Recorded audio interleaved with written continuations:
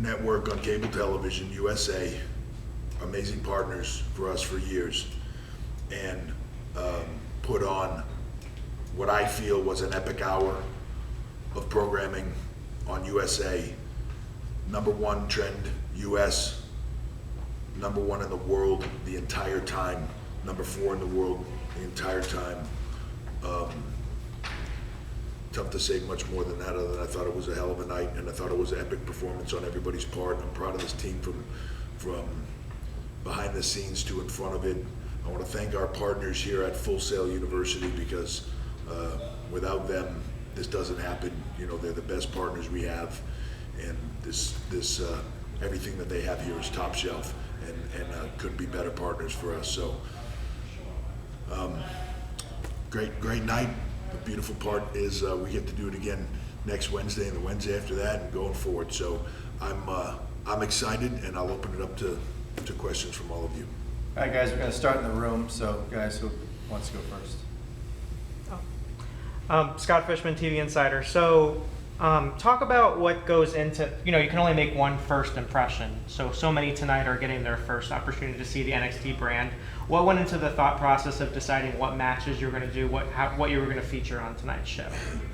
There's a lot of thought process.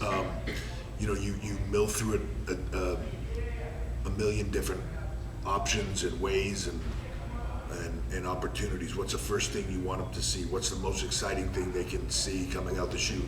How do you balance a show, an hour show of action as much as possible, but yet still knowing this is the first shot at this bigger audience? How do you get them to give you the character development and that sort of storyline movement, but yet bigger than that is the characters and the personalities of these performers? That's really what you need to get across in these first episodes, but by also making this as action-packed as possible.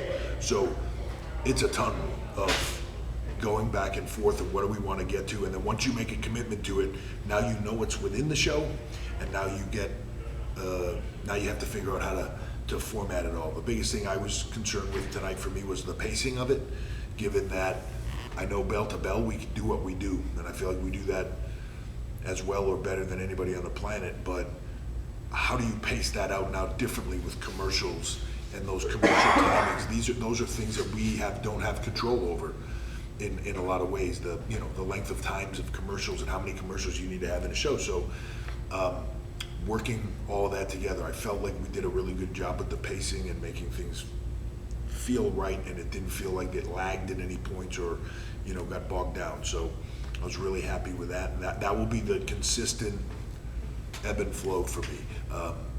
I'm confident in the talent will do what the talent do here, and I'm confident in the team here from a tech standpoint of how we do it. So for me, it's more the forethought of the pacing and how you run this than it is anything else. Thanks. Thank you. Jay? Does this feel like the next couple of weeks more like a trial run, because you've sort of got a 1 hour show followed by a 1 hour show as opposed to a full flowing 2 hours? Does that give you a couple of different opportunities in terms of formatting? It does. There's a little bit more freedom with our network to not have to do some of the commercial things and everything else and hit all of those exactly right. But we still have to, there's no leeway at the 9 o'clock hour. We had to hit that out, and that is the tricky part. Look, that's the tricky part for Raw. It's a tricky part for SmackDown. It's a tricky part for anybody that's doing live television in that manner, where at a particular time you are off the air, whether you're ready for it or not ready for it. You can't go off earlier. You're going off when you're going off. So that's the tricky part. The beautiful thing about this team here is a lot of experience. A lot of people know what they're doing. People with years of it, and we can roll with these punches and get them done. It's not our first gig. It's not our first day on the job. So we have a lot of experience with it. Doesn't mean mistakes won't happen, but we have them handled. And tonight, as things went through, we were able to go where we needed to go, and I thought we had an epic first shot. It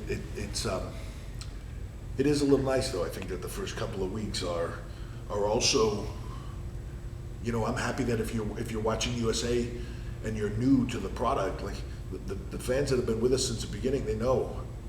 But the ones that don't, this is new to them. So giving them that first taste, and giving that first taste in a little dose, and letting them have it for a couple of weeks. I sound like I'm making Breaking Bad or something, but but you give them that little taste of it, and then you leave them wanting more, and we'll give that to them over these coming weeks now as they get into these characters more. When we hit that first 2 week, that first 2 hour stride on 10-2, we're gonna knock this thing out of the park, and we're gonna make sure that people are engaged, because by the first 2 weeks are done, they're wanting more of it, and that's the goal of this. It's kind of a blessing in disguise a little bit for me. I like it. Jimmy O? Do you want me to go? Sure. Okay. The format, I had 2 matches before the live show, and then also Sean Maluda was used on the live show.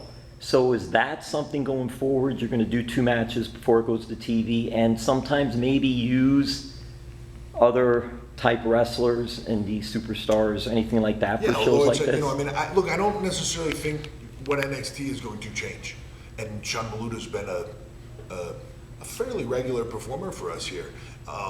You know, he works with Evolve, and I like Sean a lot. And, you know, we used him in the Cruiserweight Classic, and, you know, he's grown so much as a performer, and I'm happy that he gets the opportunity to come here. And even in the moments that he had tonight, just having that opportunity, that's a rep, and that's an opportunity to put himself in front of the world. These to me are important things, and I think you're going to see a lot of that.